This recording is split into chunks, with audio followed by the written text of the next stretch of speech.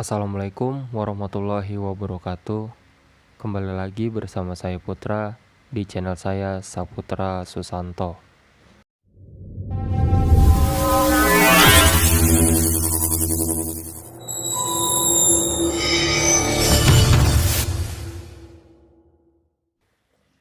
Rumah Sakit Dr. Cipto Mangunkusumo atau biasa kita kenal dengan RSCM Jakarta. Cerita horor yang pertama ini berasal dari RSCM yang berada di Jakarta Pusat. Rumah sakit ini pertama kali diresmikan dan dibuka pada tahun 1919. Sudah sangat tua. Nyatanya hal itu selaras dengan sangat banyaknya pengalaman mistis di tempat ini. Salah satunya berasal dari seorang mahasiswa bernama Romli. Pada suatu malam, ia tengah berjalan pulang menuju rumahnya.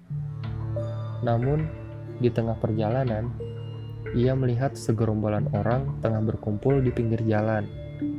Ia pun lantas menghampiri gerombolan tersebut. Nah, ternyata orang-orang di sana berkumpul lantaran tengah membantu seorang korban kecelakaan. Romli pun lantas menyadari bahwa korban tersebut adalah teman sekampusnya. Dengan bergegas, ia menolong temannya tersebut dan membawanya ke rumah sakit terdekat dengan bantuan warga sekitar. Kebetulan, rumah sakit terdekat dengan lokasi kejadian pada waktu itu adalah RSCM, sehingga Romli pun membawa temannya untuk berobat ke rumah sakit tersebut. Sesampainya di rumah sakit, teman Romli langsung mendapatkan perawatan intensif. Romli pun mencoba untuk menghubungi kedua orang tua temannya. Namun ternyata kedua orang tua temannya itu tengah berada di luar kota dan baru bisa tiba di rumah sakit pada besok paginya. Romli pun dimintai tolong oleh kedua orang tuanya agar menjaga temannya itu hingga besok pagi. Setelah mengiyakan, Romli kemudian meminta izin kepada kedua orang tuanya untuk dapat menemani temannya yang tengah terbaring lemas di RSCM. Setelah itu, ia pun pergi menuju ruang di mana temannya tengah mendapatkan perawatan. Waktu telah menunjukkan pukul 23.30. Suasana rumah sakit pun begitu sepi. Romli yang dari tadi berusaha untuk tidur tetap saja terjaga, lantaran masih syok dengan kejadian yang dialami oleh temannya. Akhirnya ia pun memutuskan untuk membeli segelas kopi, guna menghilangkan rasa bosan menunggu kantuk yang tak kunjung tiba.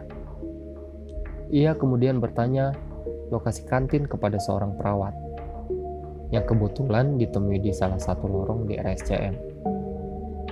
Namun, alih-alih mendapat petunjuk, Romli malah bingung karena penjelasan dari perawat yang sedikit tidak jelas. Akhirnya ia pun memutuskan untuk menggunakan instingnya demi mendapatkan segelas kopi. Nah, ketika tengah berjalan-jalan di lorong yang gelap, ia mencium aroma obat-obatan yang sangat menyengat. Selang beberapa menit, ia pun mendengar suara aneh, seperti orang yang tengah berbisik. Suara tersebut terdengar berasal dari lorong yang ada di depannya.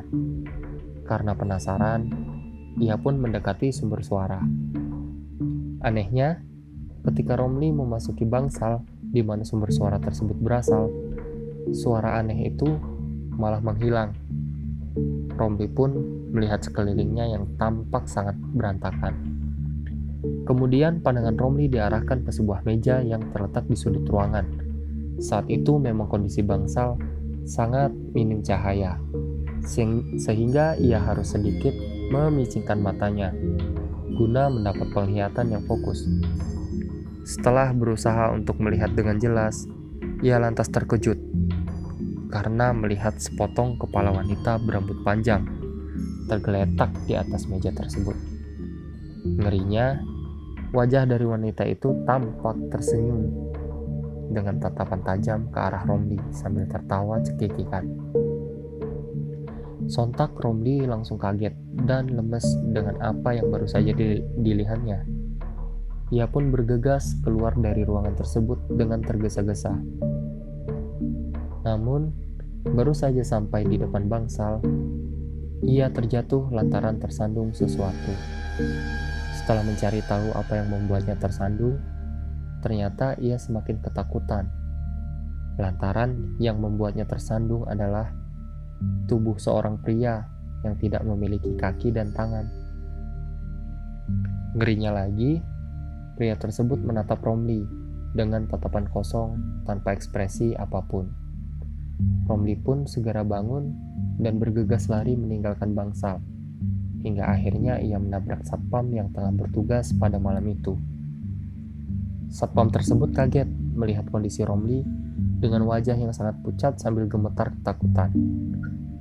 Romli lantas dibawa oleh satpam menuju pos untuk ditenangkan. Setelah diberi air minum, Romli menceritakan kejadian yang barusan dialaminya. Mendengar cerita dari Romli, satpam itu pun mengiyakan dan menjelaskan bahwa ruangan tersebut merupakan bekas instalasi bedah umum dan sudah lama tidak digunakan. Satpam itu juga menceritakan bahwa di tempat itu memang sangat angker dan cukup sering memunculkan penampakan hantu berupa potongan tubuh manusia. Romli yang masih ketakutan kemudian meminta untuk diantarkan ke ruangan ICU, tempat temannya dirawat.